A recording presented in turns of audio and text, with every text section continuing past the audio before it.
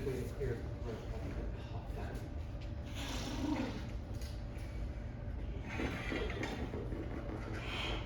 Ready? Ready? Good.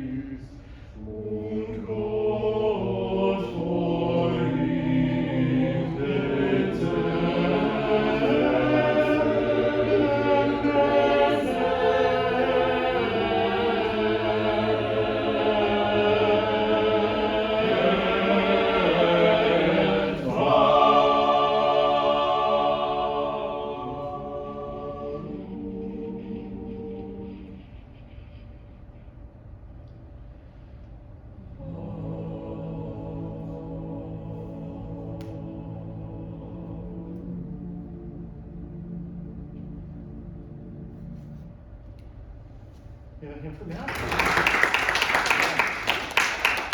that is really huge improvement. Can we all agree that's the closest we've seen Mac being in charge like the entire time? So good. Yeah. Yeah, and deciding like you knew what you wanted and like listening to us wasn't going to change your mind. Yes, that's really good. Yeah, there were a couple little moments where you like looked down and glanced down, and just a couple, and then you got right back on it. That's huge. It's the Debbie Glazer rule. Look at them and breathe with them. Yep. That's so hard to do if you're looking down. Right? Yes. So having it to the point where like you don't necessarily have to have it memorized, but you need to have all the important moments memorized. Right. And then you can look down in between to like remind yourself of like those next moments, and I think you really got there, and it makes such a difference. Right, once you have that, that also leads to rule number 1, which is conviction. And until you're there, like then you get into like those spirals. But yeah, thank you for working that out. That was really Sure. nice. So give me your story for this piece. I think we saw a lot of it on your face today too. Yeah, I actually backed down a lot of it. I think I was really, my typical problem was overdoing it. Yes. And I tried to take a lot of that out, but I'm still really definitely giving the story. This is a super depressing piece. Uh-huh. And I did. Yes, and it comes from what book of the Bible? It's from Job. Right, the cheeriest book of the Bible. Yeah, and like, yeah, yeah, exactly. If you want evidence that God might be evil, this is the book to look at. Yes. Yeah, if you want evidence that God might be evil, the book of Job is, yeah, it's a potentially good place to look. So, yeah. And it's in the Bible, and I guess the question is, why, right? Exactly. That is the question, right? Right. So, so we've got that part, and then tell me about like the 3 sections, or like what is Brahms's reading of this text? Kind of more than 3 sections. It's very motet-like in that there's some really short ones. Mm-hmm. Yeah, like basically the questioning of life. Like, why do people who do bad things get rewards? Is like the whole first section. Mm-hmm. And then the question about death, it was really sort of hard to translate that second one. Why does life come to those bitter of soul? I don't really know what he's taking from that. Anyway. Sorry, what was your translation of that? So it said, why is life given to them that is in misery, and Okay. life unto the bitter of soul? Mm-hmm. Got it, bitter of soul, all right. Right. Where is that? That's the second phrase of the first page. Or actually, of the second page. Yeah, so no, I was asking for measure 29, that. 29? Great. They that wait for death, and it comes not. That kommt nicht is so big, especially the last time. Yeah, so give me your adjective there for, they're waiting for death and it doesn't arrive. I actually didn't write it on here. That's kind of more questioning, but the questioning is really the first page. Wondering. Yeah, okay. That's not really right. To me, it's the middle section is the hardest for me to reconcile the text with what Brahms has written in terms of music. And it's the place where I saw less going on your face in terms of like what you really want, right? So why? Describe Brahms's music at the pick up to 29, like this first little bit. I think measure 38, 39, that big buildup could be despairing, it could be angry, there's a lot of things, but it doesn't start there, right? Right. Yeah, I mean, really, this comes after the whole why, you get that. Right. And then I would describe the music in 29, 30, 31, very pretty. Very what? It's very pretty music, isn't it? Yeah. Yeah. It's actually lighter, even though it's still, well, actually it's piano there. Why is that music pretty? It's less dissonant for one. No, I mean, but why? Yeah, Jason, what were you gonna Because say? the person's fantasizing about death, they'd rather be dead than alive. That's right, that's their fantasy. That Like, sounds oh, yes, awesome. when I'm dead, it's gonna be so beautiful. Not to struggle anymore. Yeah, and I can't get there, right? And then my favorite word is the die sich fast freuen, almost. In this section, starting at 43, right, we've got an alto tenor duet followed by a bass soprano duet. You all see what I'm talking about there? Mm-hmm. Who's the melody, the altos or the tenor?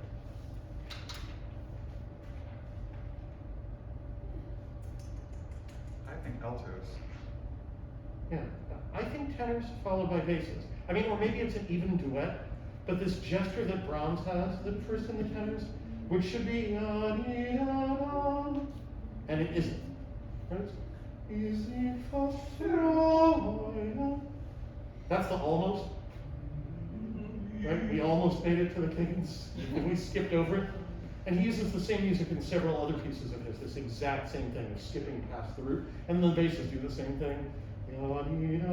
Oops, nope. I struggle to make sense of one other thing in here. Measures 37 and 8 are the only measures in the piece, separate from the fugal part, that we have an exact repeat of 3 of the 4 lines, and shifted. And so I really want to do something different there, and of course that leads up to that big last combed niche, right? So that's why I really tried to do something different on that measure 38, because it's a repeat other than that descant.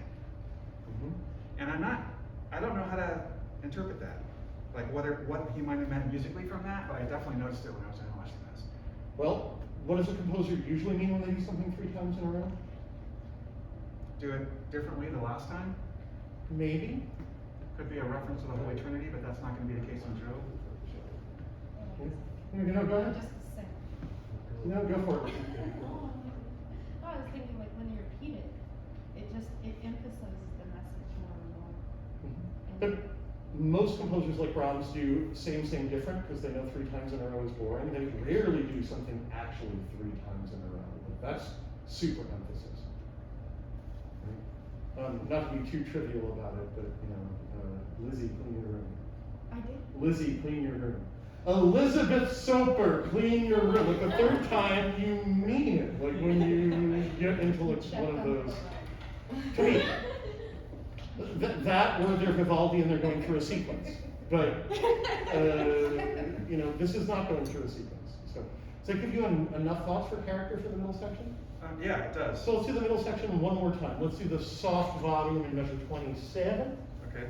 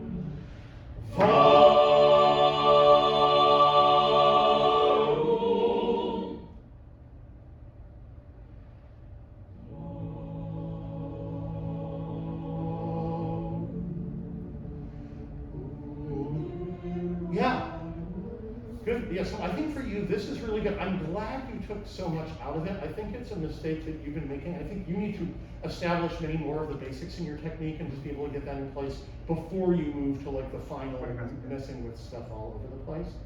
And then after you've got like the clarity that you've got now, I think the next step for you is just telling us the story with your face. Okay. And then a lot of other things are taking care of themselves that you may or may not be aware of. But when you watch the tape, you're getting a lot done by moving towards us and moving back. And getting a lot of just very relaxed crescendos and diminuendos that way. And I think that's an easier thing for you to process than like changing this. And it's working really well for you. And I think that comes naturally, I think, to a lot of us. Once we really know the story we're going to tell, it comes out in our body somehow.